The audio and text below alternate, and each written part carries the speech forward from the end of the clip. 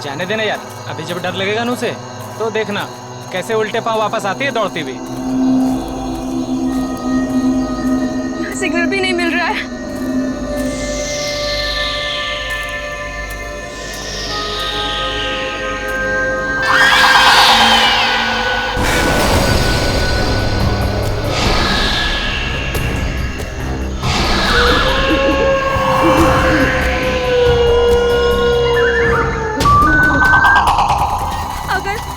अगर इस जंगल में सच्ची में आत्मा हुई तो आत्मा भी गायत्री से डर के भाग जाएगी।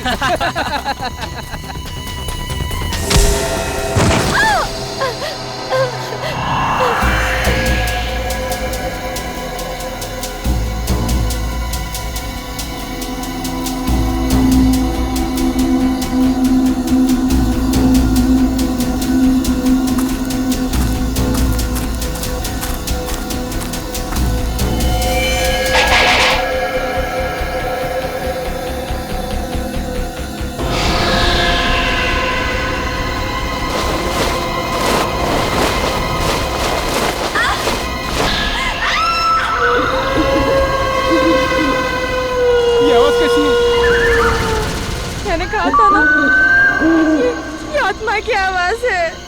आत्मा की नहीं, ये तो गायत्री की आवाज लग रही है।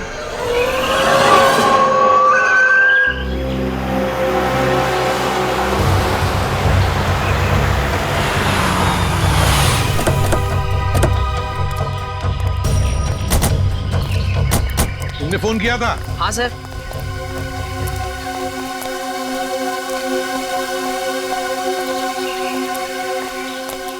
बताओ, कहाँ गायब हो गई तुम्हारी दोस्त? वो उस तरफ से। चलो देखो।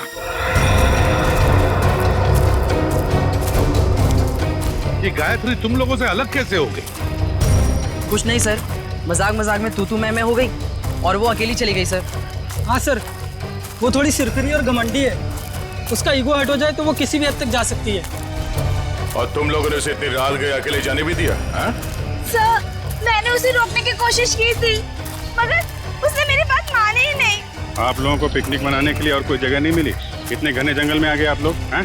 सर हमने तो सोचा था एडवेंचर करेंगे, लेकिन सर हमको क्या पता कि हमारे साथ ऐसा कुछ हो जाएगा।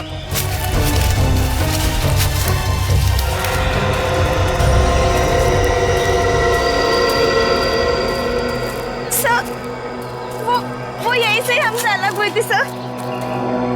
यहीं से? हाँ। यहीं से अलग हुई? अच्छा, गायत्री की चीख किस तरफ से आई थी? सर उधर से आई थी, उधर से आई थी चीख।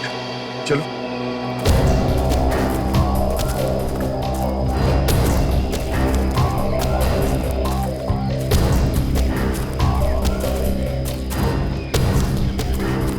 सर, आप लोगों के आने से पहले हमने उसे ढूंढने की बहुत कोशिश की थी, लेकिन हमें वो नहीं मिली।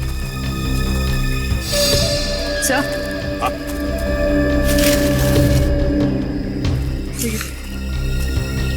ये लॉकेट। किसका लॉकेट है ये? सर ये तो गायत्री का लॉकेट है। गायत्री का लॉकेट है? मतलब जो कुछ भी हुआ है यहीं पर हुआ है गायत्री के साथ। अगर गायत्री को कुछ हो गया तो घर वाले बहुत डांटेंगे। घबराओ मत, मिल जाएगी गायत्री।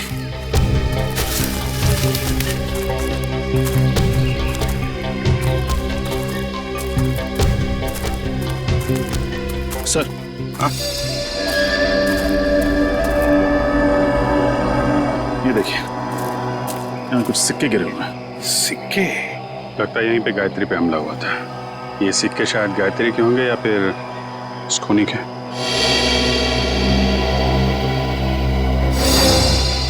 सर, सिक्के तो यहाँ भी पड़े हैं।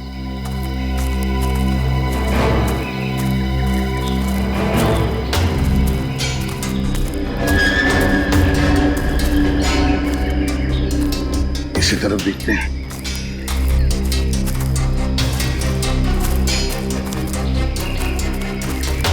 यहाँ भी है सर।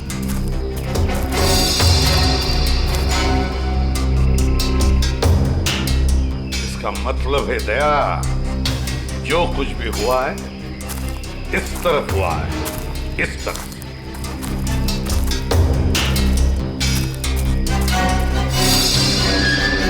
ये क्या है? निखिल, सर। जरा पेड़ पर चढ़ो सर। और उतारो उसे।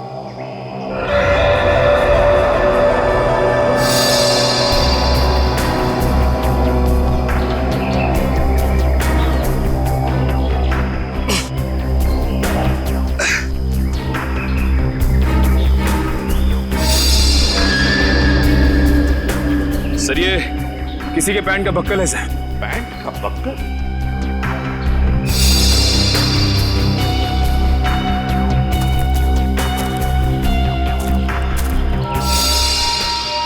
सर, ये तो गायत्री के पैंट का बक्कल है।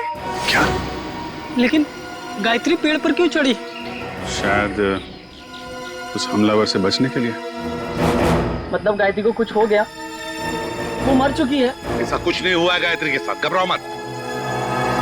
हम ढूंढ निकालेंगे गायत्री को। फैल जाओ चारों तरफ, देखते हैं।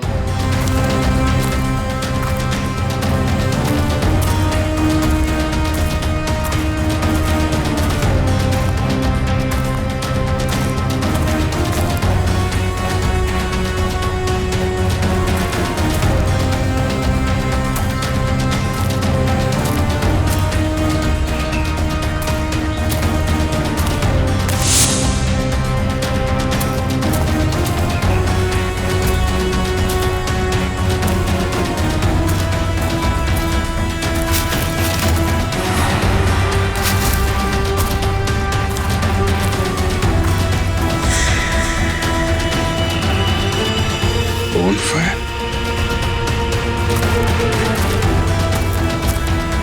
सा, हाँ विजय, सही है। लकड़ियां जला के बोनफायर किया गया यहाँ पे। क्या तुमने ये बॉनफायर जलाया था? नहीं सर, हमने नहीं जलाया। मतलब तुम्हारे अलावा कोई और भी था यहाँ पे? लेकिन सर, हमने तो और किसी को नहीं देखा यहाँ पे।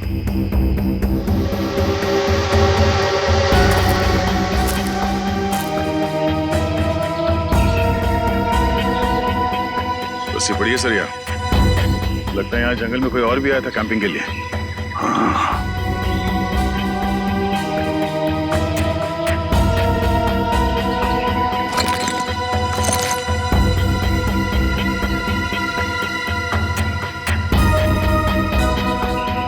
आटा है सर, अभी तक गर्म है। आटा भी है, रस्सी भी है, बॉनफायर भी है। मतलब रात को कोई तो यहाँ पर था जंगल में। सर पास ही में एक गांव है, शायद गांव वाले ने किसी को देखा।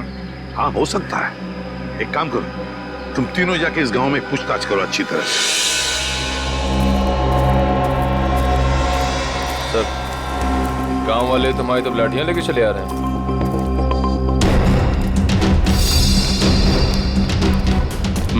कुछ गड़बड़ तो है, कोई नहीं, चल के देखते हैं। नमस्ते। नमस्ते। हम सीआईडी से। सीआईडी मतलब पुलिस? हाँ, हम आपसे कुछ पूछताछ करना है। इस लड़की की फोटो देखिए, इसे आपने कहीं देखा है? देखिए। इससे पहले तो नहीं देखा। ये भी गायब हुई है क्या जंगल से? ये भी माने कोई और भी गायब हुआ? हाँ साहब, हमारे गांव की एक लड़की है गौरी, 16-17 साल की, पता नहीं कहाँ चली गई है। गौरी की कोई फोटो वगैरह है आपके पास? हम उसे ढूंढने में आपकी मदद करेंगे। फोटो तो नहीं है साहब, लेकिन हम आपके साथ चलेंगे गौरी को पहचानने के लिए। अच्छा, आपके गांव में अक्सर ऐसा होता है कि लोग गायब होते हैं या ये पहली बार हुआ है? गायब तो नहीं होते हैं साहब, लेकिन आत्माओं ने हमला कई बार किया है। क्या आत्माओं ने हमला किया? हाँ साहब, बड़े बुजुर्गों ने कहा है इस जंगल में आत्माओं का वास है और रात में जो जंगल में जाता है उसके साथ बहुत बुरा होता है। देखिए, ये सब बेकार की बात है, आपको ऐसी बातों पर विश्वास नहीं करना चाहिए। अरे नहीं साहब, ऐसी घटनाएं हम लोग के साथ बहुत बार हुई हैं। अगर शाम को किसी को घर आने में देर हो जाती है ना, तो आत्माएं उस पर हमला कर देती हैं। और जब उसे बेचारे को सुबह होश आता है तो ना उसके पास पैसा होता है, जेवर गहना कुछ नहीं बचता। देखिए, आप गाँव वाले बहुत भोले हैं। अगर इस जंगल में आत्मा होती तो वो पैसे जेवर लेकर क्यों भागती? ये किसी आत्मा का नहीं, किसी इंसान का काम है। अच्छा, आपने कल इस जंगल में किसी अनजान आदमी को देखा था? कोई ऐसा इंसान जो आपके गांव का नाम? हाँ साहब, देखा तो था। कौन था वो आदमी? हमने तो उसका नाम नहीं पूछा, पर हुलिया याद है। कद काठी मेरे ही जैसा था। और कुछ याद है? हाँ, उसके पास एक बैग था पीछे लटकाने वाला और काफी भारी लग रहा था। हमने पूछा उससे कि मदद कर दूं, तो बड़बड़ा के बोला नहीं। ऐसा क्या था उसके बैग में? सर, हो सकता है उस बैग में लाश हो सकता है। अच्छा, आपने उससे पूछा नहीं कि वो गांव क्यों आया था? पूछा था साहब, पर उसने बताया नहीं। अजीब आदमी था साहब, उसने इनको मंगलवार के दिन मांस खिला दिया। जबरदस्ती थोड़ी ना खिलाया था साहब। उसके पास 2 चिकन रोल थे, गर्मा गर्म। उसे देख के मेरे मुंह में पानी आया और मैंने वो चिकन रोल खाए। चिकन रोल गरम था। आसपास कोई ढाबा वगैरह है? हाँ साहब, आगे जाके सड़क पे एक ढाबा है। शुक्रिया। चल के उस ढाबे वाले से मिलते हैं, वही बताएगा उस आदमी के बारे में।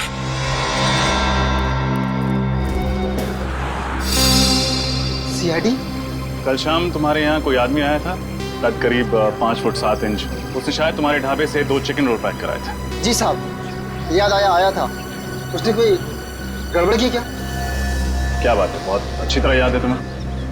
क्यों नहीं साहब, वो आदमी अपनी मोटरसाइकिल 24 घंटे के लिए हमारी दुकान के सामने खड़ी करके चला गया। उसने 24 घंटे तक अपनी बाइक तुम्हारे दुकान पे लगाए रखी? साहब, जब वो शाम को आया तो मैंने उसको बहुत खरी खोड़ी सुनाई। बाइक का नंबर याद है तुम्हें? जी मैम, याद है। मैंने उसका नंबर लिखा था। एक सेकंड।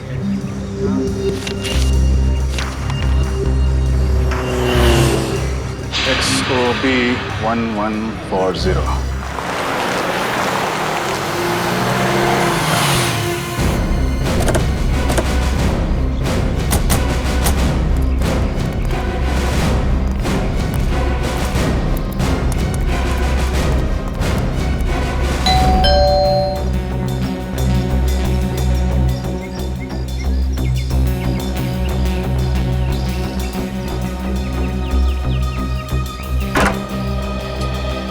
जी कहिए, कौन है आप लोग? हम लोग CID से। CID से? मंगलवार की रात आप बूंदी घाट के जंगल गए थे? हाँ, मैं गया था, पर आप लोग ये सब क्यों पूछ रहे हैं? फिर तो आप इस लड़की को पहचानते होंगे। जी नहीं, कौन है ये? मैं नहीं जानता। इसका नाम गायत्री है। ये भी उसी रात उस जंगल में गई थी। ठीक है सर, जंगल में बहुत सारे लोग जाते हैं, पर ये जरूरी तो नहीं कि वो एक दूसरे को जानते हो। ये भी सही है, लेकिन जंगल में जाने वाला हर आदमी गायब नहीं हो जाता। क्या? ये लड़की गायब हो गई? जी। तब तो जरूर ये उन्हीं आत्माओं का काम होगा जो बूंदी घाट के जंगलों में रहती हैं। बकवास बंद करो। तुम जैसे लोग ऐसी अफवाहें फैलाते हैं और भोले भाले गांव वालों को बेवकूफ बनाते हैं। नहीं सर, ये अफवाह नहीं है। मैं खुद एक डॉक्यूमेंट्री फिल्म मेकर हूँ। मैं वहाँ अपना कैमरा लेकर आत्माओं को कैद करने गया था और मैंने अपने कैमरे के फुटेज में साफ साफ देखा है, उसमें आत्मा दिखाई भी दे रही है और सुनाई भी दे रही है। अच्छा, चलो हम भी देखें आत्माएं दिखती कैसी हैं। वो फुटेज दिखा।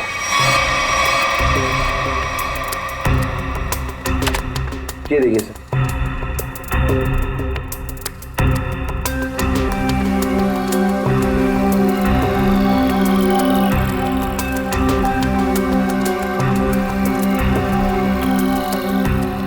सर ये देखिए, ये आत्मा है।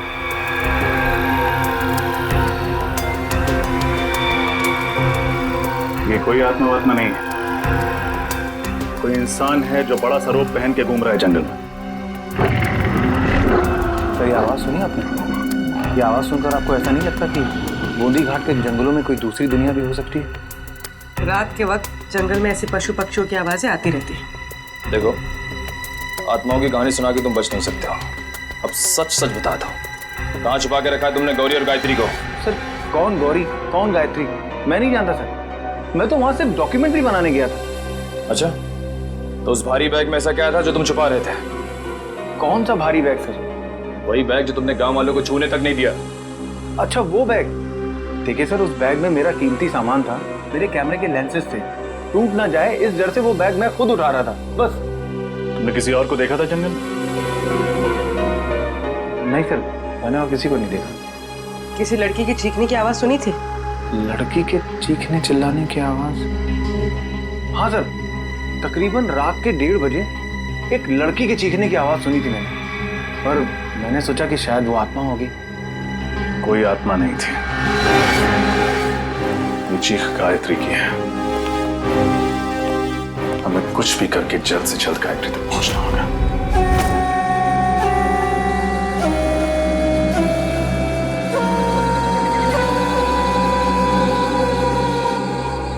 अभिजीत, कमाल है यार, मतलब आज के युग में भी लोग आत्माओं पे विश्वास करते हैं। हा? अपना फ्रेडी के लिए तो ये बाएं हाथ का खेल है। आत्माएं उसके नाम से कांपती है। इसीलिए तो उसे लाए नहीं यहाँ पे। आज ये गौरी और गायत्री को पकड़ने वाली आत्मा से मिल ही लेते हैं। श्रेया, इस जंगल में क्या आत्माएं हैं? पंकज, तुम एक सीआईडी ऑफिसर हो, बातें भी सीआईडी ऑफिसर वाली करो। और एसीपी साहब ने तुम्हें कितनी बार समझाया कि आत्मा जैसा कुछ नहीं होता। अरे समझाया है, मगर मैं एक कान से उनकी डांट सुनता हूँ और दूसरे कान में फ्रेडी सर की डरावनी कविताएं सुनता हूँ। मैं फंस गया हूँ श्रेया। निखिल, श्रेया और पंकज को भी सिग्नल दे दो, अलर्ट रहे।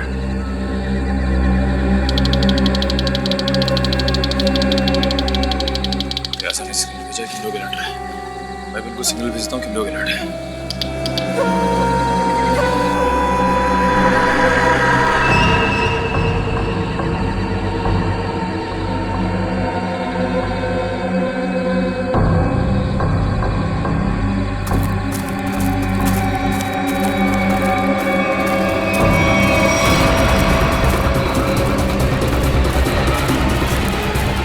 ये है वो आत्मा। चलो इसके दर्शन कर लेते हैं। निखिल, तुम्हारी फेवरेट पिक्चर कौन सी है? अमावस की रात। अरे यार, इधर मुझे डर लग रहा है। मैं अपने आप को संभालने की कोशिश कर रहा हूँ और पिक्चर का नाम लिया अमावस की रात।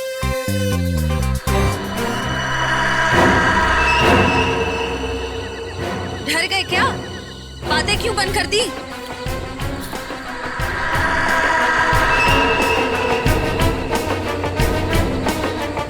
पंकज, निखिल, पंकज,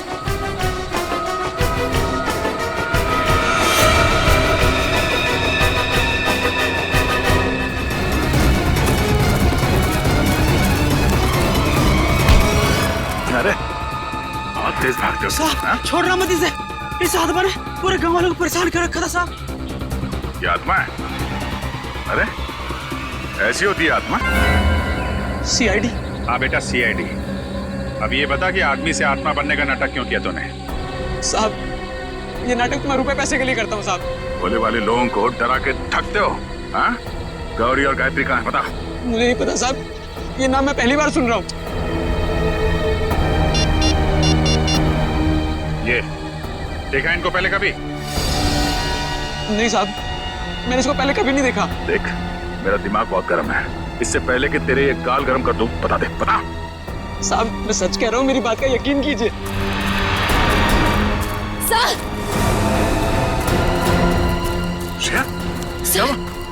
सर वो पंकज और निखिल को ले गए। कौन ले गया? पता नहीं सर, मैंने ढूंढने की बहुत कोशिश की, लेकिन इतना अंधेरा था, मुझे कुछ दिखा ही नहीं। देख, तेरे गैंग के बाकी के लोग कहाँ हैं? हाँ? किडनैप करके लोगों को तुम लोग कहाँ पे छुपाते हो? बता, बोल। सर, मेरा कोई गैंग नहीं है, ये जरूर उन लोगों का होगा। किन लोगों का? मैंने कुछ दिन पहले इस जंगल में कुछ गुंडों को देखा था, उनके बाद में बंदूकें भी हैं। मतलब तुम्हारे अलावा इस जंगल में और भी मुजरिम हैं? कहाँ देखा था उन्हें?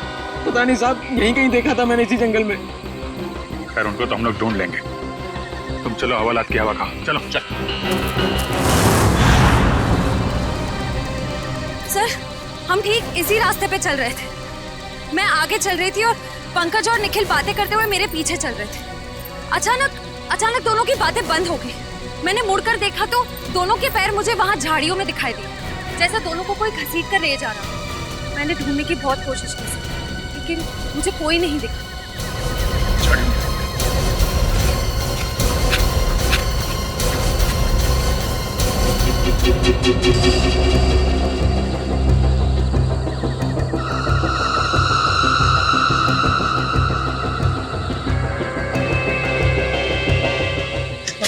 खाली करेंगे हम लोग इनकी। मैं तो कहता निपटा देते हैं इन दोनों को। ऐसे कैसे उड़ा दे? बॉस का ऑर्डर मिले तब ना।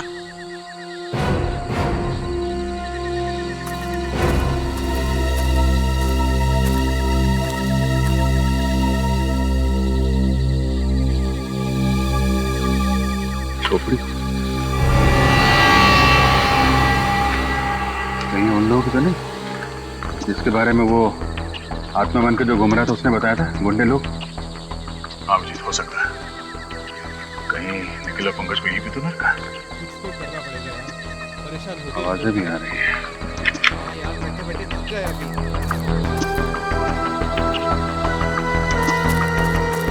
आवाज कुछ गड़बड़ तो नहीं? तुम लोग तीनों बाहर जाके देखो, कोई जंगली जानवर तो नहीं है। चलो आ जाओ। जाओ।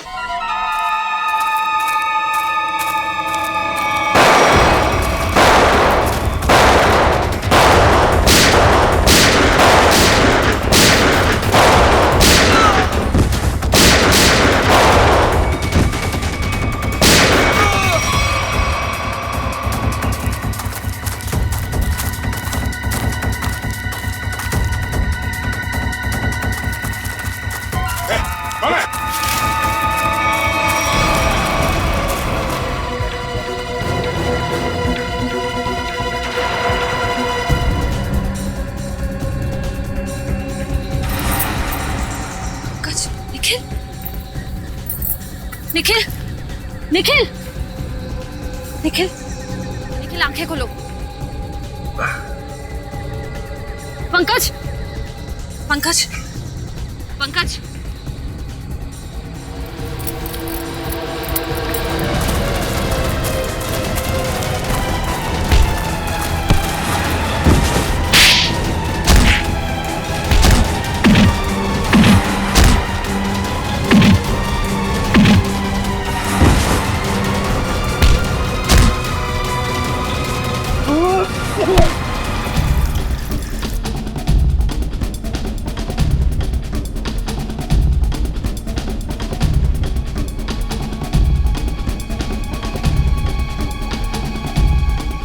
ठीक हो? हाँ सर।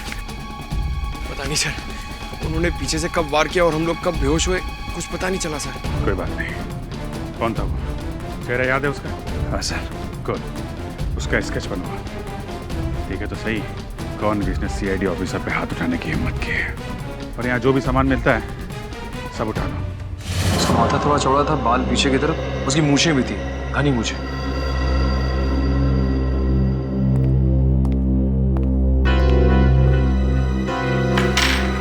सर ये सारा सामान तो गायत्री का ही लगता है। और सर ये सब शायद गौरी का होगा, वही लड़की जो गांव से गायब हुई थी। नहीं, बैग, इतना सारा सामान और न जाने कितने लोगों को गायब भी किया है। मकसद क्या है इन सब के पीछे? अब मकसद तो लूटपाट करने का ही होगा सर। नहीं फ्रेडी, सिर्फ लूटपाट नहीं, कुछ और भी चक्कर है, कुछ और भी चक्कर है। सर, हाँ sir sketch ready sir. Shreya देखो जरा हमारे रिकॉर्ड में कुछ मिलता है क्या?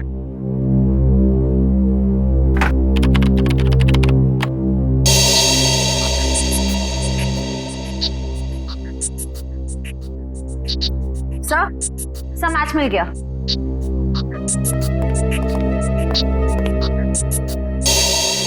जग्गा कॉन्ट्रैक्ट किलर अब तक 15 खून कर चुका है। सर ये लूटपाट का मामला तो बिल्कुल नहीं है। जग्गा जैसा खतरनाक मुजरिम शामिल है इसमें, कुछ और ही प्लान है इनका।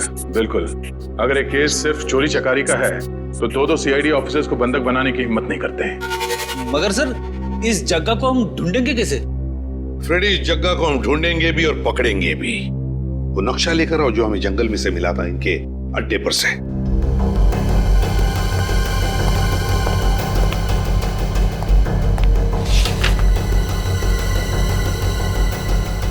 ये देखो, ग्रीन नेस्ट एंटरप्राइजेस। सर जग्गा का अगला शिकार कहीं यहीं तो नहीं? ग्रीन नेस्ट एंटरप्राइजेस में? हाँ अभिजीत, ग्रीन नेस्ट एंटरप्राइजेस।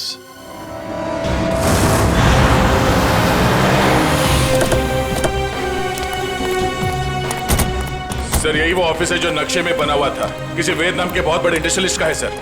दया, ये वेद ही जगह का अगला शिकार है। रणछोड़,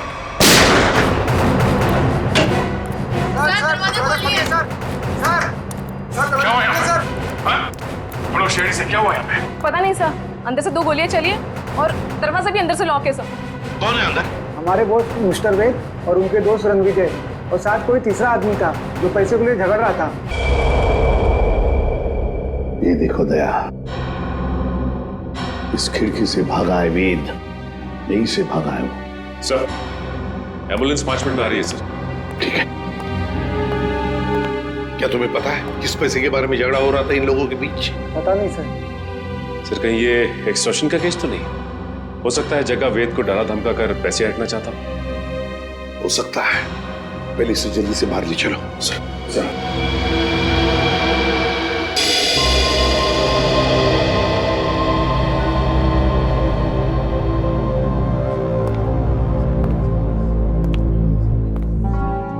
ये वेद तो रणविजय का दोस्त है सर, तो फिर इसने रणविजय पे गोली क्यों चलाई?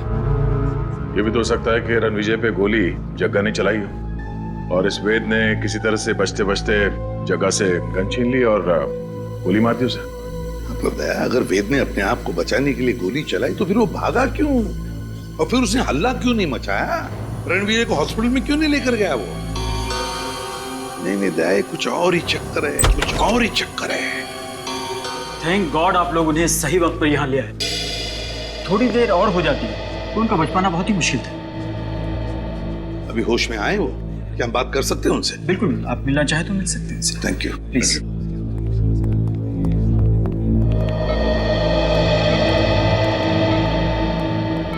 क्यों रणविजय, अब तबीयत कैसी है? हाँ, अब ठीक है सर। मैंने तो सोचा था कि मेरा दी एंड हो गया है, लेकिन आप लोगों ने मुझे नई जिंदगी दी है।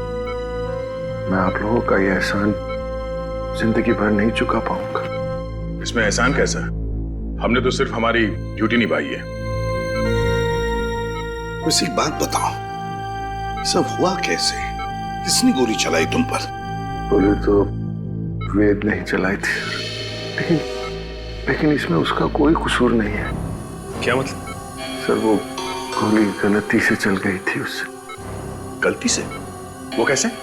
मैं एक एनवायरमेंटलिस्ट हूँ सर, पर्यावरण के संरक्षण के लिए काम करता हूँ। वेद ने मुझे अपने ऑफिस अपने नए इंडस्ट्रियल प्रोजेक्ट के बारे में बात करने के लिए बुलाया था।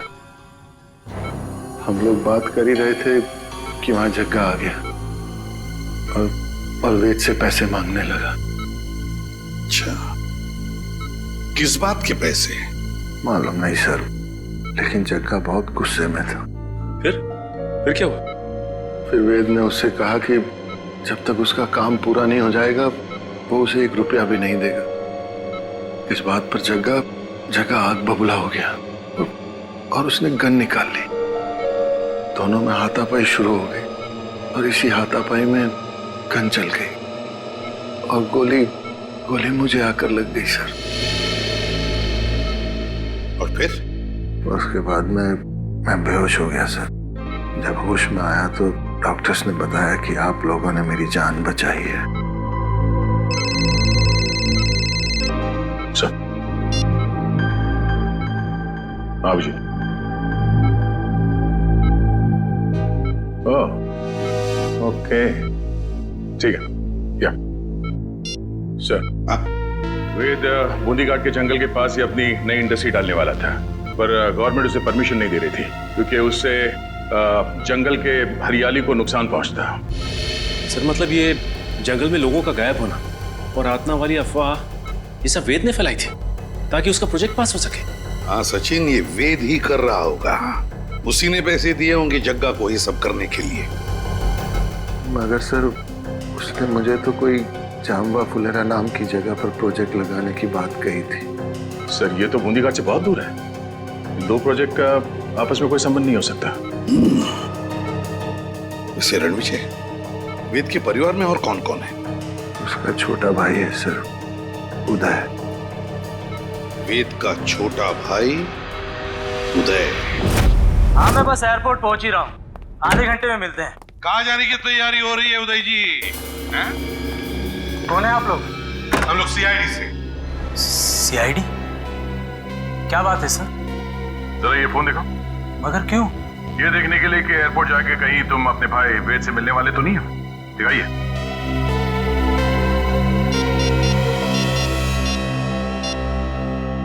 नहीं सर, इसमें वेद का नंबर तो नहीं है। सर मैं तो अपने बिजनेस पार्टनर सुरेश से बात कर रहा था। हम लोग चेन्नई जा रहे हैं एक बिजनेस मीटिंग के लिए। जब तक हमारे सवालों का जवाब नहीं देते तुम चेन्नई नहीं जा सकते। ठीक है सर, पूछिए क्या पूछना चाहते हैं। वेद कहाँ है?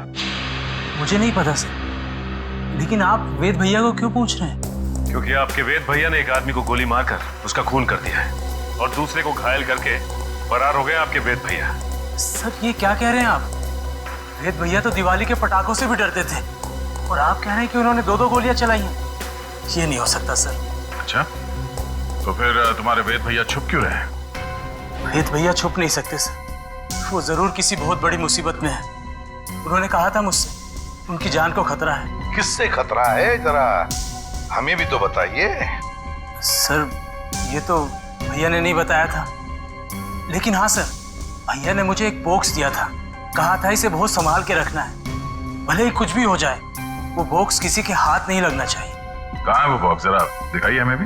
सर आज तक मैंने भी खोल के नहीं देखा कि इस बॉक्स में क्या है।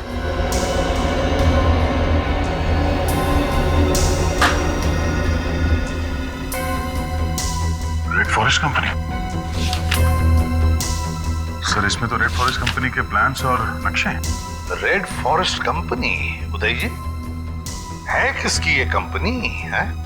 पता नहीं सर, मैं तो पहली बार ही नाम सुन रहा हूँ इसका। अच्छा, जरूर कोई ना कोई संबंध है इस रेड फॉरेस्ट कंपनी का वेद के गायब होने से। Red forest company. हाँ सचिन, क्या पता चला उस रेड फॉरेस्ट कंपनी के बारे में? क्या? ओके ओके ओके ओके, ठीक है सर। उदय के घर से हमें जो फाइल और कार्ड मिला था रेड फॉरेस्ट कंपनी का, वो कंपनी नकली है। रेड फॉरेस्ट कंपनी नकली है? हाँ सर। तो फिर इस नकली कंपनी का मालिक भी नकली होगा? सर फिर इस नकली कंपनी के नाम पे फ्रॉड कौन कर सकता है? हाँ, कौन कर सकता है फ्रॉड? कौन कर सकता है? कौन कर सकता है? एक आदमी है। जब बॉस को पता चलेगा ना कि इस जंगल से पेड़ कटने वाले हैं और यहाँ एक 5 स्टार होटल बनने वाली है, फिर देखना बॉस कैसे गुस्से से तिलमिला जाएंगे। एक काम कर, बॉस को फोन मिला और उन्हें यहाँ की सारी खबर बता।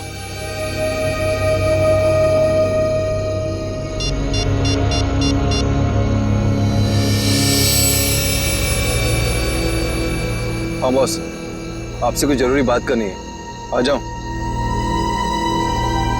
ठीक है, पहुंचते हैं उधर। चलो सब लोग।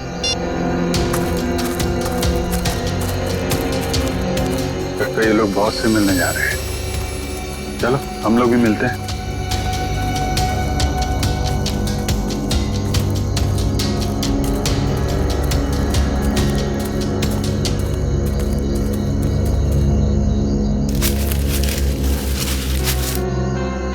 सर ये दोनों अचानक मिट्टी क्यों खोदने लग गए?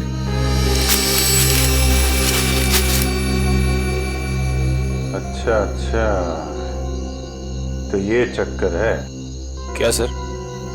इस केस की जड़ इस मिट्टी के नीचे दबी हुई है। सर मेरी कुछ समझ में नहीं आ रहा है। इस पेड़ के नीचे इनके बॉस का ठिकाना है।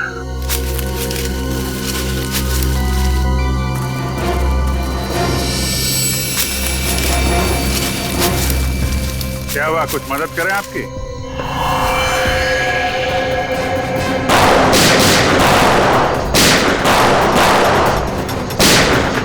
अभिजीत तुम इन्हें संभालो, मैं इनके बॉस से मिल के आता हूं। ठीक है।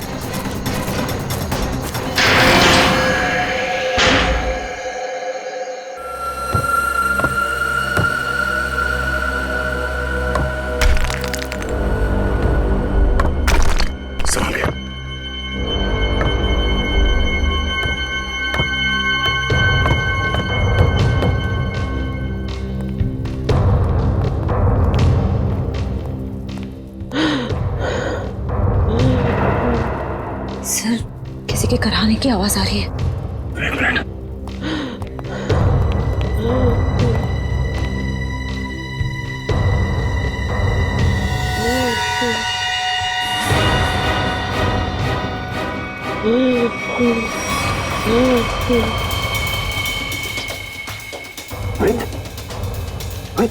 आप मुझे बचा लो, मुझे बचा लो। घबरा नहीं, कुछ नहीं होगा। बाकी के लोग कहाँ हैं? कुछ लोग उधर है, बाकी मुझे कुछ नहीं पता। श्रेया, तेरे स्टफ देखना, संभाल के उठे। श्रेया, तेरे स्टफ देखना, संभाल के उठे।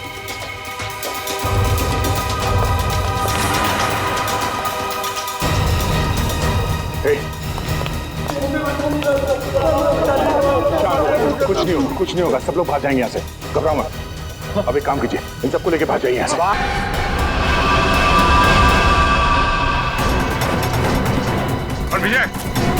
विजय रुक जा, वरना गोली मार दूंगा।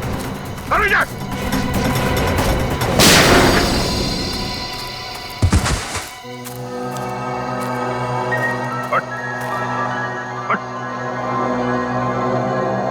तो जैसे मुजरिमों को कबर तक हम पहुंचाते हैं।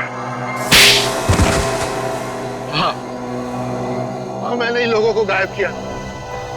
मैंने ही आत्मा की झूठी खबर फैलाई थी। क्यों किया तुमने ऐसा? मैं एक एनवायरमेंटलिस्ट हूँ। प्रकृति, पेड़ पौधे, झरने और नदी से प्यार है मुझे। मैं चाहता था कि कोई जंगल में ना आए, पेड़ पौधे ना काटे, जंगल को कोई नुकसान ना हो। तो फिर वेद को क्यों किडनैप किया? क्यों मारना चाहते थे उसे तुम? वेद यहाँ पास में जंगल में इंडस्ट्री लगाना चाहता था और मैं नहीं चाहता था कि वो यहाँ इंडस्ट्री लगाए, पेड़ों को काटे। बस इसीलिए उस दिन मैं उसके ऑफिस में गया।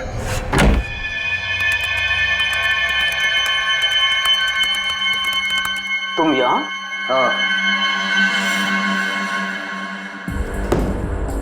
ये क्या बदतमीजी है रणविजय?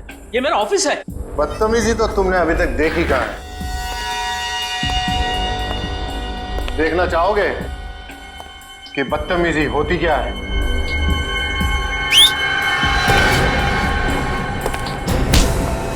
कौन है ये लोग? कौन है ये लोग? ये तुम्हारे यमदूत हैं वेद। तुम लोगों को पता है ना इसके साथ क्या करना है। Yes boss. लेके जाओ इसे। अरे कोई है सिक्योरिटी कोई है। अब मैं जग्गा की भी थोड़ी खातिरदारी कर ही देता हूँ।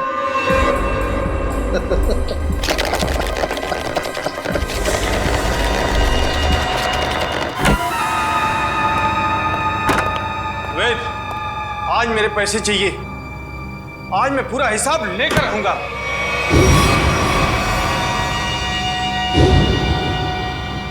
तुम? वेद कहाँ है? वेद के पास जाने का बहुत शौक है ना जग्गा तुम्हें? ठीक, मैं तुम्हें उसी के पास भेज देता हूँ। प्रकृति से प्यार करना अच्छी बात है। प्यार अगर पागलपन बन जाए तो समाज के लिए खतरा हो जाता है। तुम्हारे जुनून ने इतने सारे मासूम लोगों को बंदी बना के रखा। भूखे प्यासे जग्गा की जान ली तुमने। तुम्हें तो शायद फांसी ही हो।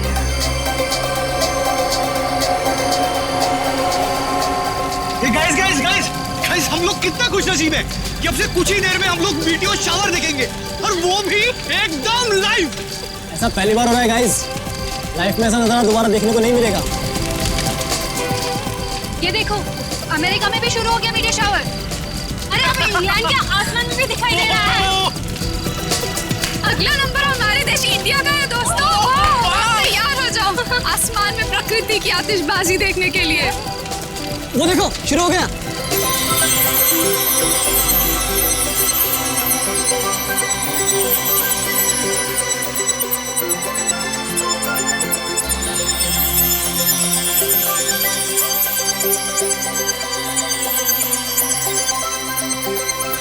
ये मेरी जिंदगी का सबसे खूबसूरत पल है। ऐसा नजारा तो मैंने पहले कभी नहीं देखा।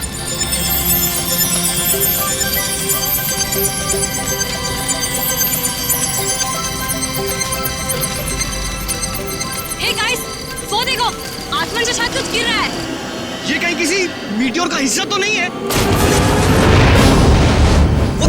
वहां गिरा, चलो देखते हैं। ये ना! लाश की हालत तो बहुत खराब है, हड्डियां वगैरह चकनाचूर हो गई हैं। हाँ सर, लेकिन ऐसा तो तभी हो सकता है जब कोई काफी ऊंचाई से गिरा हो। लेकिन सर यहाँ कोई बिल्डिंग तो है नहीं, चारों तरफ खुला मैदान ही है। लाश आसमान से गिरी है श्रेया, वरना इसकी इतनी बुरी हालत नहीं होती।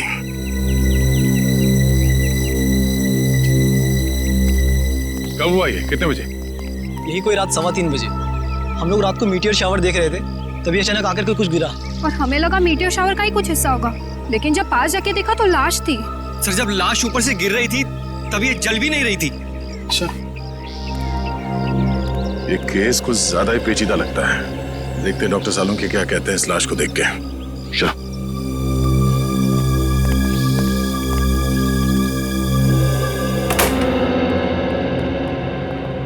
अरे सालुंके साहब, कुछ पता चला? हाँ, फिलहाल तो इस आदमी की उम्र पता चली है, और वो भी डॉक्टर तारिका नहीं पता किया होगा।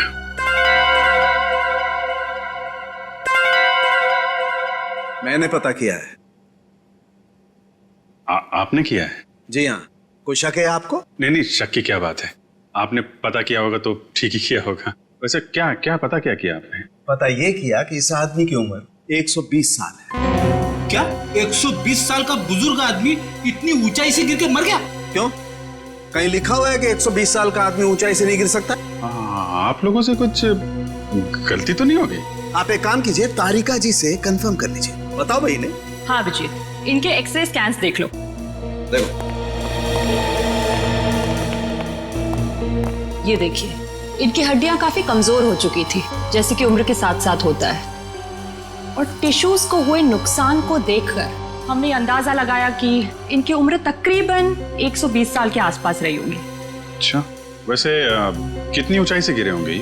फिलहाल ये बता पाना मुश्किल है। सर हो सकता है इस आदमी को किसी हवाई जहाज से फेंका गया। सर वो केस याद है ना आपको, जब एक लाश को हेलीकॉप्टर से फेंका गया था?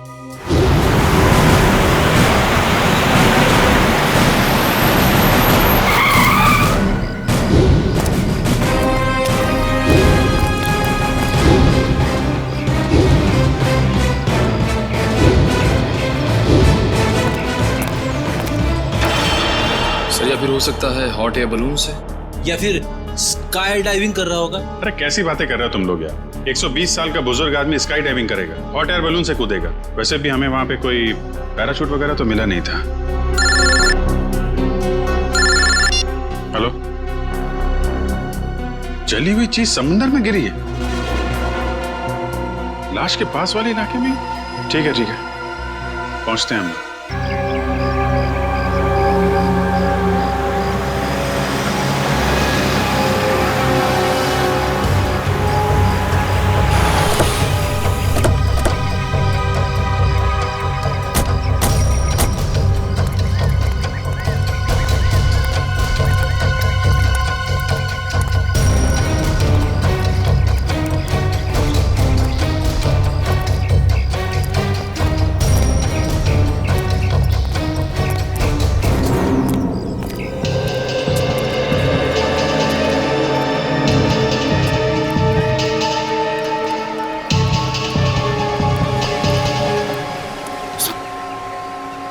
कुछ पता चला क्या गिरा था समुद्र में? नहीं सर, समुद्र में क्या गिरा अब तक कुछ पता नहीं चला। अच्छा, पहली बार किसने देखा था उस चीज को समुद्र में गिरते हुए? शंकर ने। कह रहा था कि जब वो अनोखी चीज समुद्र में गिरी तो वो बॉम्ब की तरह फट गई और उसमें से चिंगारियां भी निकली। सर हो सकता है ये कोई बॉम्ब ही है, शायद किसी ने ऊपर से फेंका। नहीं सचिन, कोई समुद्र में बॉम्ब क्यों गिराएगा? बात कुछ और ही है। हो ना हो इसका उस लाश के साथ जरूर कुछ संबंध है। ये शंकर कहाँ? सर वो रहा सर।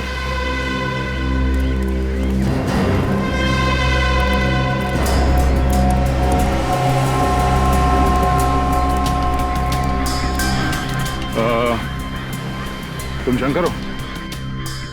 जी मैं शंकर। हम लोग सीआईडी से हैं। एग्जैक्टली हुआ क्या था? सर करीब रात के 3 बज रहे थे। मेरी बीवी जोर जोर से खर्राटे भर रही थी, इसलिए मुझे नींद नहीं आ रही थी। क्या आपकी वाइफ भी खर्राटे मारती है? रेडी, अब अपनी वाइफ की बातें शुरू मत कर देना। हाँ, क्या कह रहे थे आप? नींद ना आ पाने की वजह से मैं कुछ देर बाहर टहलने निकल आया। तभी अचानक मैंने देखा कोई बड़ी सी चीज जोर से छपाक करके समुद्र में गिरी। एक बहुत तेज रोशनी हुई, जैसे किसी ने आग का गोला दरिया में फेंक दिया। सर, हो सकता है कि अंतरिक्ष से कोई उड़न तस्तरी गिरी होगी समुद्र में, और वो 120 साल का आदमी वो भी उड़न तस्तरी से ही गिरा होगा, फ्लाइंग सॉसर से। रेडी, मैंने तुमसे क्या कहा अभी? थोड़ी देर के लिए मौन व्रत रखो, समझे? सॉरी। जी कहिए। मैं समुद्र के नजदीक आया, ये जानने कि आखिर हुआ क्या है। तभी दूर एक आदमी की परछाई दिखाई दी। आदमी की परछाई? तुमने उसका चेहरा देखा? नहीं साहब, अंधेरा बहुत था, सिर्फ परछाई दिखी। वो आदमी समुद्र से निकला और वहां उस तरफ चलकर जाने लगा। फिर क्या हुआ?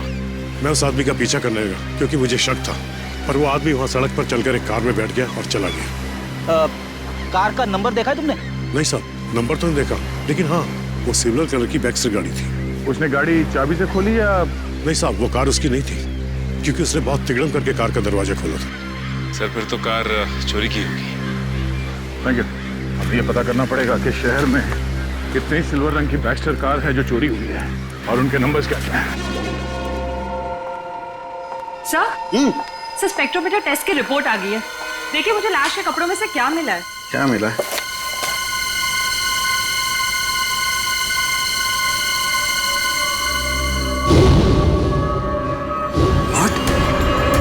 Rocket fuel? हाँ सर। अरे लेकिन तारिका, रॉकेट फ्यूल तो स्पेस क्राफ्ट को स्पेस में भेजने के लिए इस्तेमाल होता है। सर, कहीं आदमी रॉकेट में होगा तो? नहीं नहीं, रॉकेट में होगा तो भी क्या है, रॉकेट में होने से इसके कपड़ों पर रॉकेट फ्यूल कैसे आ सकता है Tarika? It is not possible.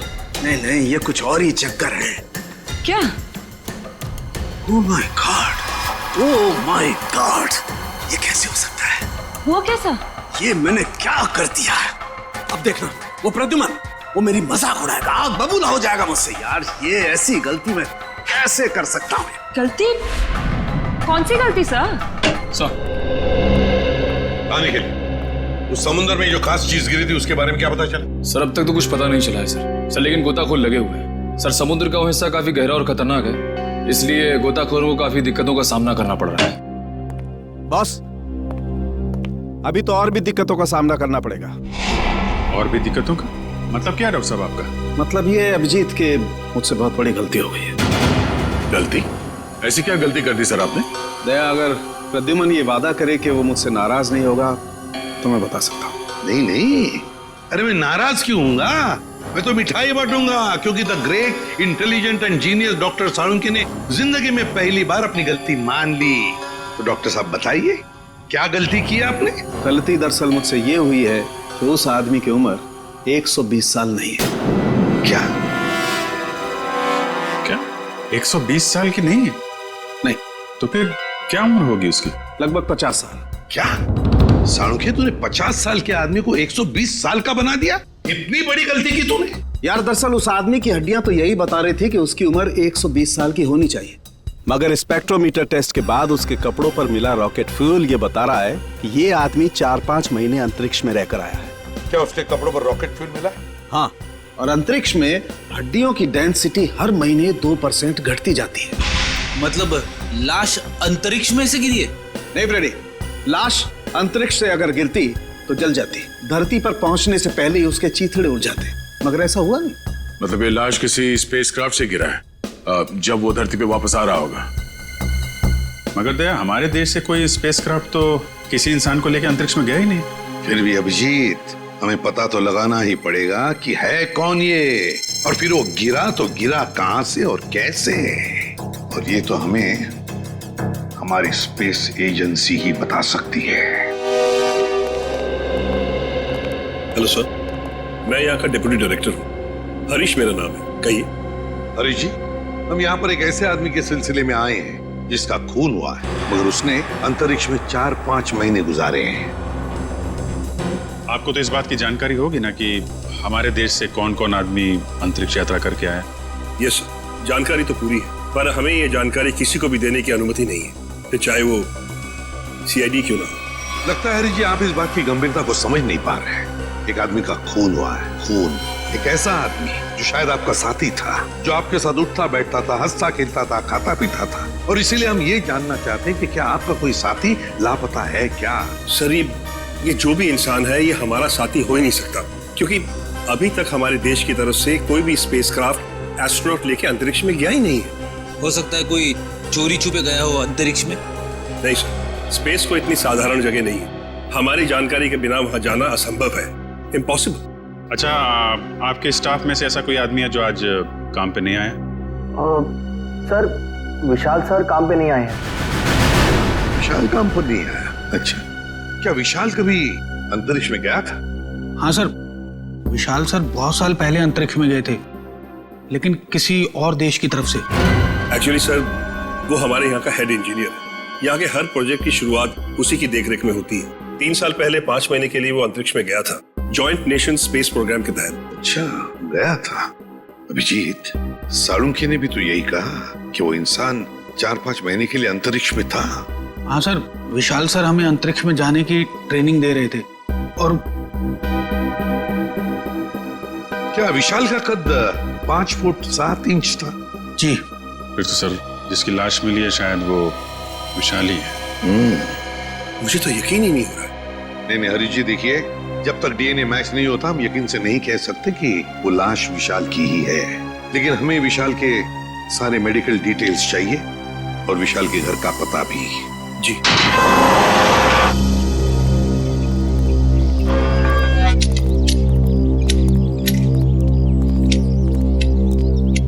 सुनिए, ये विशाल का घर है ना? जी, घर तो विशाल साहब का ही है, लेकिन वो घर पर नहीं है। हाँ वो तो पता है हमें, लेकिन क्या विशाल जी के कोई घर वाले या परिवार वाले, कोई दोस्त वगैरह आसपास रहते हैं क्या? जी, विशाल साहब की पत्नी अदिति मेम साहब तीर्थ गई हैं। आप लोग? हम लोग सीआईडी से। सीआईडी? जी। कहिए क्या बात है? आप कौन है? आपका नाम क्या है? जी, मेरा नाम बिरजू है। अच्छा, देखो बिरजू, हमें एक लाश मिली है। लाश? और हमें शक है कि वो लाश विशाल जी की है। ये कैसे हो सकता है? विशाल साहब नहीं मर सकते। देखिए, आप संभालिए अपने आप को। फिलहाल हमें सिर्फ शक है कि ये लाश विशाल जी की है। हो सकता है कि ये लाश किसी और की हो। भगवान करे वो लाश विशाल साहब की ना हो। वैसे आखिरी बार कब देखा था तुमने विशाल जी को? कब मिले थे उन्हें? कल सुबह जब मैं काम पर आया था तो विशाल साहब ने मेरी बाहर से ही छुट्टी कर दी थी। घर के बाहर से ही छुट्टी दी? क्यों, किस लिए? जी पता नहीं, ऐसा पहले कभी नहीं हुआ है। मैंने विशाल जी से कहा कि मैं घर की सफाई कर देता हूँ, झाड़ू पोछा कर देता हूँ, मैं फिर चला जाता हूँ, लेकिन उन्होंने मुझे घर में घुसने ही नहीं दिया। आपको उन्होंने घर में घुसने नहीं दिया? जी हाँ, उनका बर्ताव बड़ा अजीब सा था। जब उन्होंने अदिति मेम साहब के तीर्थ पर जाने की बात कही तो मुझे बड़ा अजीब सा लगा, मुझे यकीन ही नहीं हुआ। लेकिन क्यों? क्योंकि अदिति मैडम इस तरह अचानक कहीं नहीं जाती। अगर वो शहर से बाहर कहीं जाती भी हैं तो महीनों पहले वो अपनी तैयारी पूरी कर लेती हैं। अच्छा, साहब ने तुम्हें घर के अंदर आने से मना कर दिया। वैसे बिरजू, हम घर के अंदर देखना चाहते हैं। तुम्हारे पास घर की चाबी तो होगी? जी हाँ। हम ये देखना चाहते हैं ऐसी क्या वजह थी जो साहब ने तुम्हें घर के अंदर आने से मना कर दिया। जी अभी खोलता हूँ।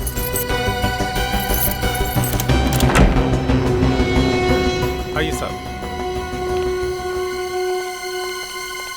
सचिन, घर को अच्छी तरह से देखते हैं, देखते कुछ मिलता है क्या। चलो।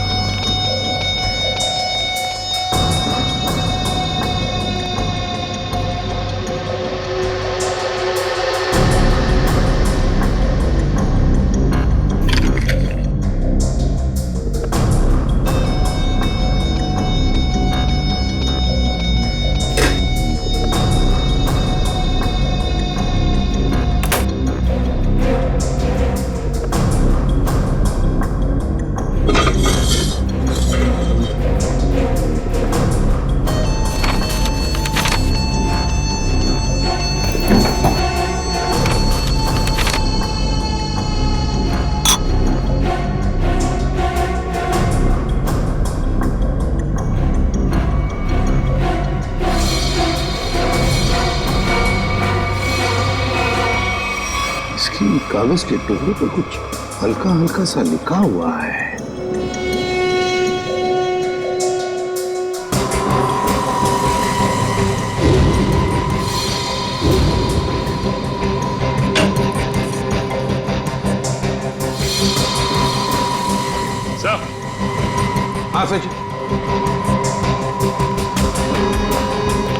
ये देखिए सर, जूतों के निशान वो इस खिड़की से इस घर के अंदर आया है। इसके जूतों के निशान इस पेपर पे भी है सर।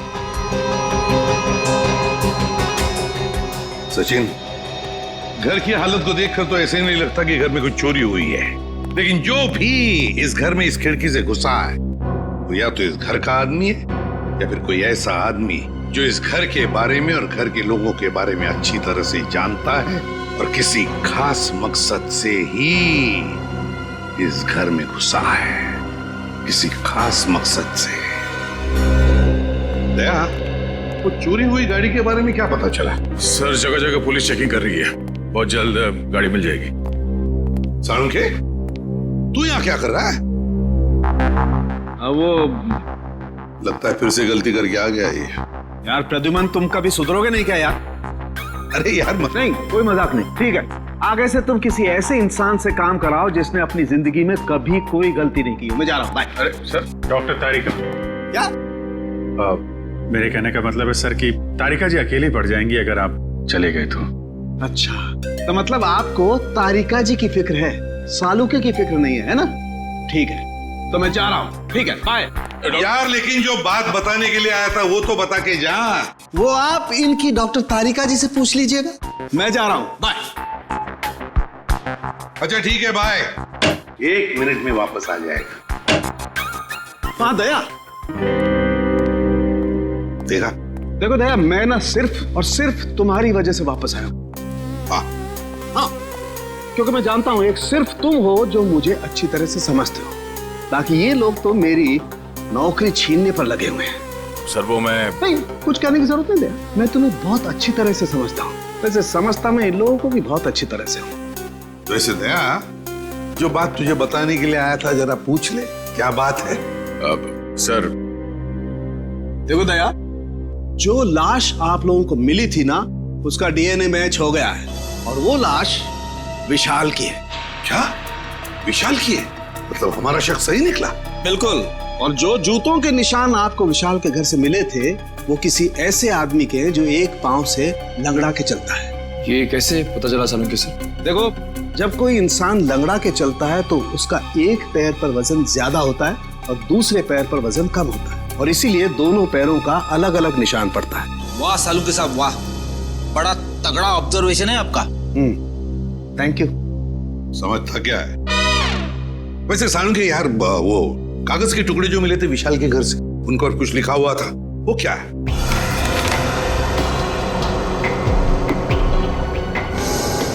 वो ये था, अगर तुमने जुबान खोली तो जान से जाओगे।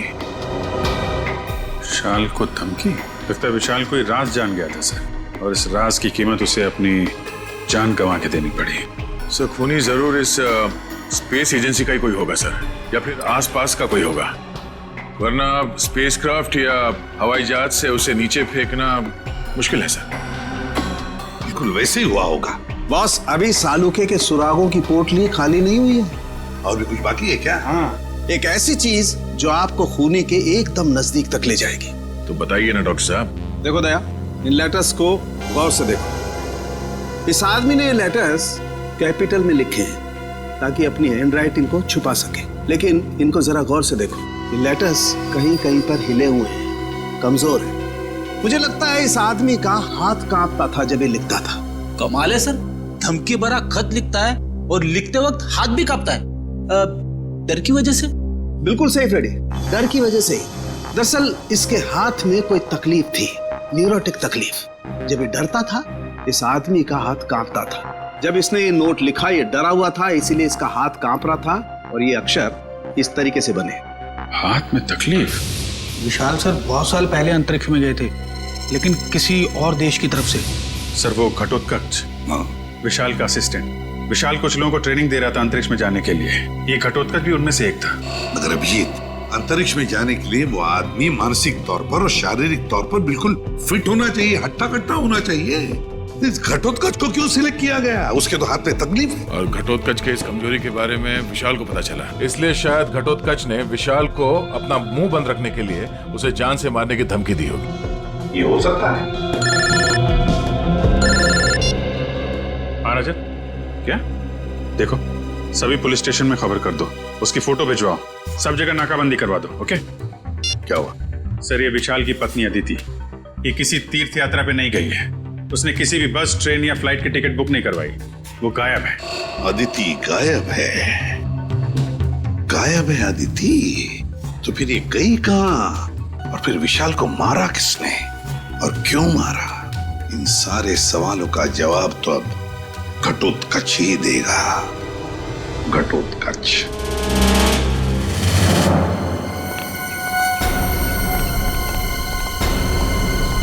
शरीरा घटोत्कच का कैसे?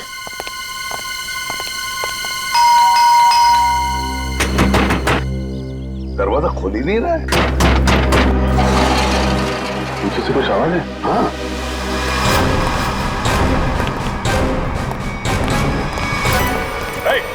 पकड़ो उसे!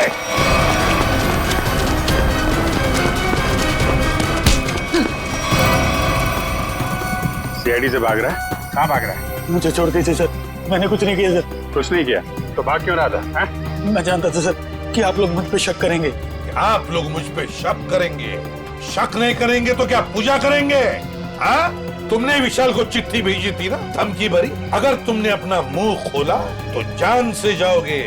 भेजी थी या नहीं? बोल। हाँ सर, वो खत मैंने लिखा था सर, लेकिन वो मेरी भूल थी जो मैंने गुस्से में की थी सर। मैंने विशाल सर को नहीं मारा था। ऐसी कहानी हम लोग बहुत सुन चुके हैं, समझे? मैं सच कर रहा हूँ सर, मैं तो 3 दिन पहले विशाल जी के घर पे गया था उनसे माफी मांगने के लिए। तुम यहाँ पर क्यों आए हो? देखिए विशाल जी, मैं आपसे अपनी उस चिट्ठी के लिए माफी मांगने के लिए आया। उस वक्त मैं शराब के नशे में था और शराब के नशे में ही अक्सर सच्ची बात जुबान पर आ ही जाती है। देखिए आप ऐसा मत कहिए, आप न सिर्फ मेरे दोस्त हैं बल्कि मेरे मार्गदर्शक भी हैं। अगर आपने मुझे माफ ना किया तो मैं अपनी नजरों में ही गिर जाऊंगा। ठीक है, मैंने तुम्हें माफ किया। देखिए आप कुछ परेशान नजर आ रहे हैं। परेशान? नहीं, मुझे काहे की परेशानी है?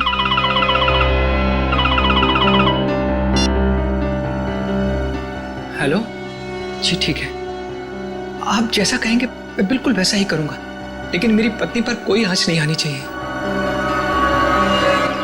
आदिति किडनैप हो गई और फिर किडनैपर आदिति को कोई नुकसान ना पहुंचाए, इसलिए विशाल ने ऐसी कहानी बनाई कि आदिति तीर्थ यात्रा पर चली गई। दया का फोन। हाँ दया। अच्छा, चोरी की गई गाड़ी का पता चल गया? एक्सीलेंट।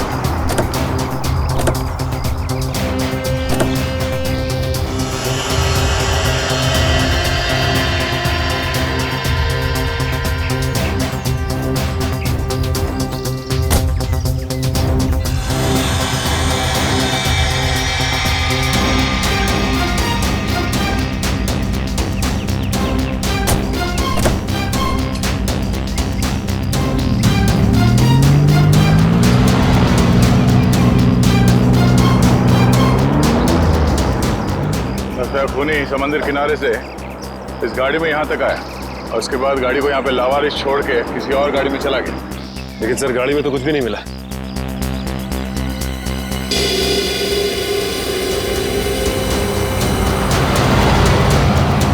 ये देखो, सीसीटीवी कैमरा लगा हुआ है इस ट्रैफिक पोस्ट पे। जरूर उस खूनी का चेहरा इस कैमरे कैद हो गया होगा। एक लिए काम करो, आरटीओ को कांटेक्ट करो और इस कैमरे की फुटेज ले लो। सर हेलो, क्या अदिति मिल गई? कौन सा हॉस्पिटल में है? हेलो सर, मैं इंस्पेक्टर प्रशांत। हाँ, मैंने ही आपको फोन किया। अच्छा, अदिति की तबीयत कैसी है? सर उन्हें गोली लगी थी। गोली लगी थी? जी हाँ, उनका ऑपरेशन हुआ है, अब वो खतरे से बाहर है। कार को हमने रोकने की बहुत कोशिश की सर, मगर हमारा ज्यादा ध्यान अदिति जी की तरफ था, इसलिए वो लोग हमारे हाथ से निकल गए। तुम लोगों ने बिल्कुल सही किया। गाड़ी का नंबर तो नोट किया होगा? नहीं सर, उस गाड़ी की नंबर प्लेट पे मिट्टी लगी हुई थी सर, इसलिए हम लोग आधा ही नंबर देख पाए। Good job. Thank you. हम लोग आदिति से मिलते हैं। जी सर।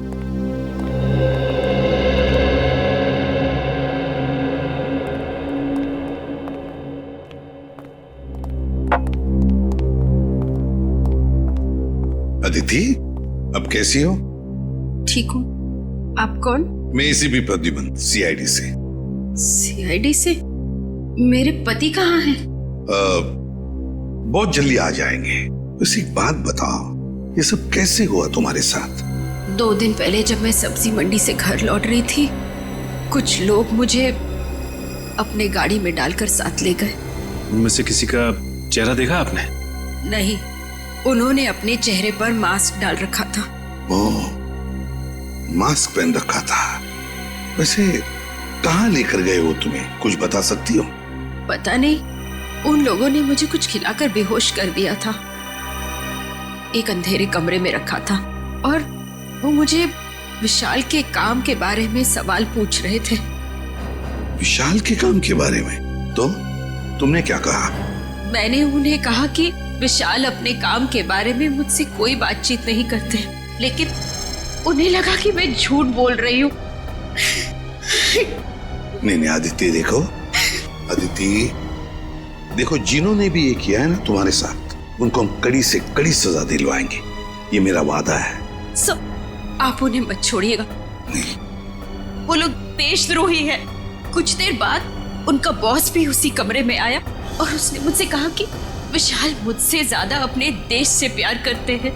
मैंने उन्हें जवाब दिया कि मुझे गर्व है कि विशाल पहले एक अच्छे नागरिक है और फिर एक अच्छे पति। बिल्कुल सही कहा तुमने, बिल्कुल सही कहा। और सच कहूं, हमें भी तुम पर गर्व है, क्योंकि तुमने ये सब किया ना इसकी वजह से। अच्छा बताओ, क्या तुमने उस आदमी का चेहरा देखा? नहीं सर, उसने भी अपने चेहरे पे मास्क डाल रखा था, लेकिन हाँ, गुस्से में आकर मैंने उस पर झपटकर हमला किया था। अच्छा? उसकी गर्दन पर खरोच आ गई थी। उस आदमी के गर्दन पर खरोच आई थी? तो फिर सचिन, जरूर आदिति की नाखून में उस आदमी की चमड़ी के अंश होंगे, उस आदमी के चमड़ी के अंश होंगे। हाँ निखिल, ट्रैफिक सिग्नल का फुटेज रेडी है? हाँ सर, रेडी है। चलो देखते हैं।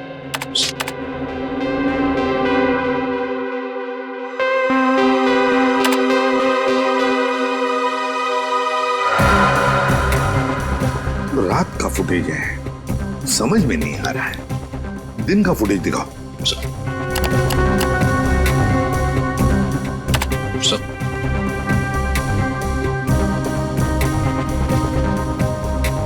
कोई आदमी गाड़ी की तरफ चलते हुए आ रहा है।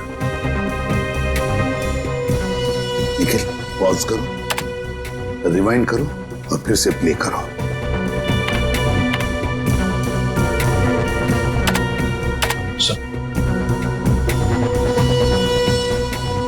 और जो जूतों के निशान आपको विशाल के घर से मिले थे, वो किसी ऐसे आदमी के जो एक पांव से लंगड़ा के चलता है। बाएं पैर से लंगड़ा भी रहा है। कहीं ये हमारा खूनी तो नहीं? सर, मगर ये आदमी है कौन? इसका चेहरा तो दिख ही नहीं रहा है। पता चल जाएगा फ्रेडी, ये है कौन ये पता चल जाएगा। लाल जूते जो पहने हैं। निखिल, रिवाइंड करो, जूम करो जूतों पर।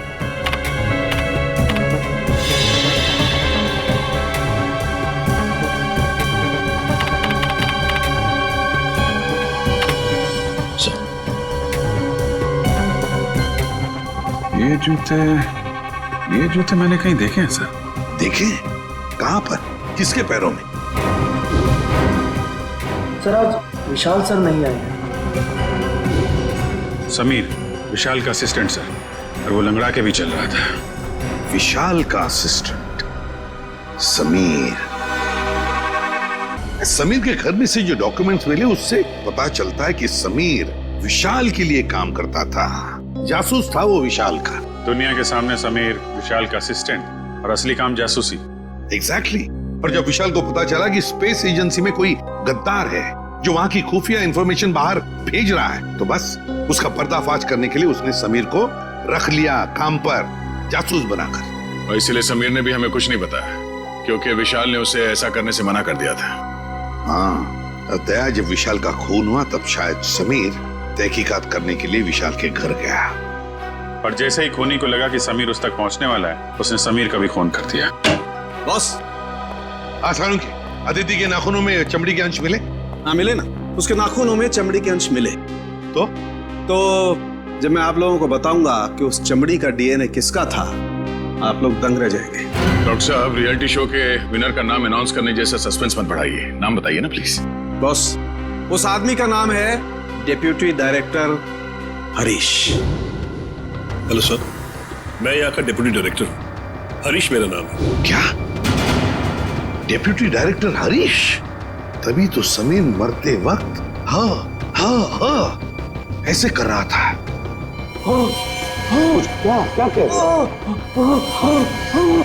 समीर कहना चाहता था हरीश, वो हरीश का नाम लेना चाहता था। Deputy director Harish, space agency का deputy director Harish. Excuse me sir, आप लोग यहाँ? जरा हरीश जी को बुलाइए। कहाँ है वो?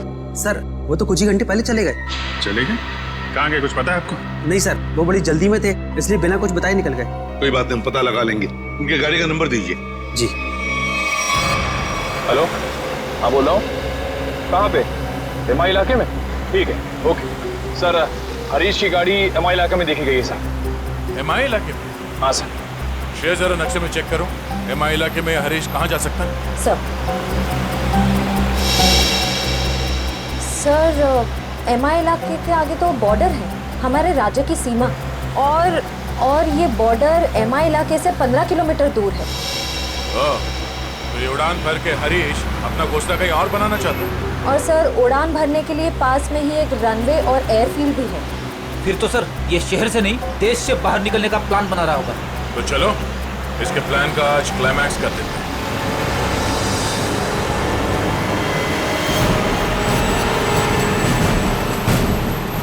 सर, वो देखिए, हरीश की गाड़ी है।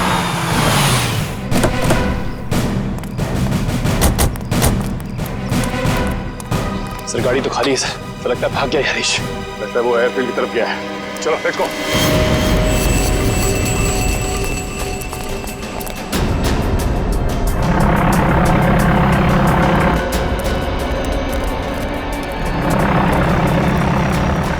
सर, उसका प्लेन तो टेक ऑफ करने वाला है। सर, अगर ये विदेश चला गया तो इसे पकड़ना और भी मुश्किल हो जाएगा। कहीं नहीं पहुंचेगा ये। Oh no.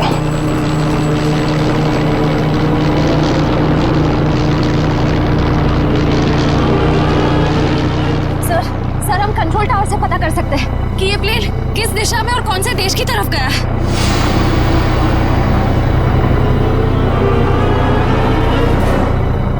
पता तो कर सकते हैं श्रेया, मगर क्या सर? पता नहीं क्यों मुझे ऐसा लग रहा है कि हम अब भी असली खून तक नहीं पहुंचे हैं। सर, इस हरीश तक पहुंचते पहुंचते रह गए सर। नहीं निखिल, असली खूनी ये हरीश नहीं है। हरीश नहीं है? तो फिर कौन है सर?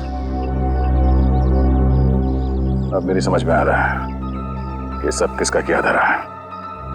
चलो। तुम लोगों को अपने बुरे कर्मों की सजा जरूर मिलेगी। सारा गुनाह तुम लोगों ने किया और इल्जाम मेरे मत्थे मर दिया। बात तो तेरी ठीक है, मगर सीआईडी कभी पता नहीं कर पाएगी कि असली मुजरिम कौन है, क्योंकि हमने तुम्हारे बैंक अकाउंट में पूरे 15 करोड़ रुपए डलवाए। 15 करोड़ रुपए? हाँ, 15 करोड़ रुपए, जिससे उनको लगेगा कि तुमने अपने जमीर का सौदा कर दिया है 15 करोड़ रुपयों के लिए, और अब देशद्रोही बन गए। शर्म आनी चाहिए तुम लोगों को। शर्म तो हमें आने से रही। अब तू एक अच्छे बच्चे की तरह उस नए मिशन की पूरी जानकारी हमें दे दे। चल। नहीं, कभी नहीं। मैं रुपयों के लिए अपने देश को कभी नहीं बेचूंगा, कभी नहीं।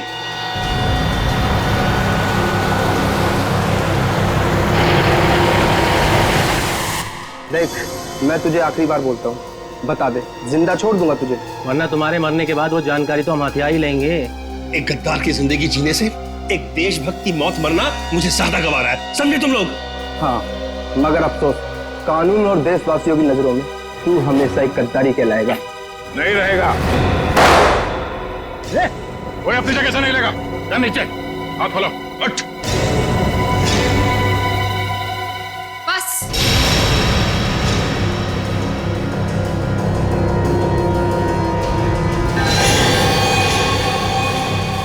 बहुत हो चुका ये नाच गाना, अब काम की बात करें। हाँ, काम की बात भी हो जाएगी अदिति। तुम लोग मुझे देखकर चौंके नहीं? नहीं, हमें पहले ही पता चल गया था। ज्यादा चालाक बनने के चक्कर में तुम खुद अपनी जाल में फंस गई। तुम्हें याद है, तुमने कहा था कि 2 दिन पहले तुमने हरीश के गले को खरोचा था। हा? मैंने उस पर झपटकर हमला किया था। अच्छा। उसकी गर्दन पर खरोच आ गई थी। हाँ तो? मगर जब हम हरीश से मिलने स्पेस एजेंसी गए थे तब उसके गले पे खरोच का ऐसा कोई भी निशान नहीं था। नहीं सर, स्पेस को इतनी साधारण जगह नहीं है। हमारी जानकारी के बिना वहां जाना असंभव है। और हमसे मिलने के बाद हरीश के गले पे खरोच का निशान बनाया गया ताकि तुम हमें गुमराह कर सको। सर इन लोगों को बिल्कुल मत छोड़ना। इन लोगों के पास देश की एक ऐसी खुफिया जानकारी है जो ये अरबों रुपए में दुश्मन को बेचना चाहते हैं। अपनी जेब भरने के लिए देश की सुरक्षा का सौदा करने चली थी तुम। अब चलो, मायके चलने की तैयारी करो। तुम लोग ऐसे नहीं मानोगे। सीआईडी के ऊपर गोली चलाने की कोशिश कर रही हो? ये रहा उसका इनाम। बोलो, क्यों किया तुमने ये सब? मैं दुश्मन देश की जासूस हूँ। 8 महीने पहले मैंने विशाल से शादी की ताकि भारत की स्पेस एजेंसी की सीक्रेट्स और आने वाली प्रोजेक्ट्स की जानकारी मैं चुरा सकूं। मगर तुम्हारे पति विशाल को तुम्हारी हरकतों और हाव भाव पे शक हुआ और इसीलिए उसने तुम्हारे पीछे जासूस लगा दिए। विशाल को सिर्फ इतना ही शक था कि स्पेस एजेंसी में कोई गद्दार है, लेकिन वो ये नहीं जानता था कि गद्दार खुद उसकी पत्नी ही है। जब तुम्हें ये जासूसी वाली बात पता चली तो तुमने उस जासूस समीर को मार दिया और अपने आप को अगवा करने का प्लान बना लिया। क्योंकि मुझे लगा था कि मुझे छुड़वाने के लिए विशाल उन अगवा करने वाले लोगों को वो खुफिया जानकारी दे देगा, लेकिन शायद विशाल को मुझसे ज्यादा देश से प्रेम था, इसलिए विशाल ने उन्हें गलत इन्फॉर्मेशन दी और मुझे छुड़वा लिया। और तुम्हें इस बात का गुस्सा आया और तुमने विशाल को प्लेन से नीचे धक्का दे दिया। हाँ, मैंने प्लेन क्रैश करवाया था और खुद पैराशूट से नीचे आ गई। और फिर तुमने मुझे फंसाने का प्लान बनाया?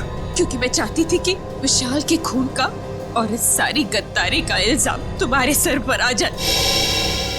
मगर तुमने कभी ये नहीं सोचा कि सीआईडी कभी ना कभी सच का पता लगा ही लेगी। तुम इस देश को बर्बाद करना चाहती थी, अब इस देश की खातिरदारी भी देख लो। फांसी के लिए तैयार हो जाओ तुम।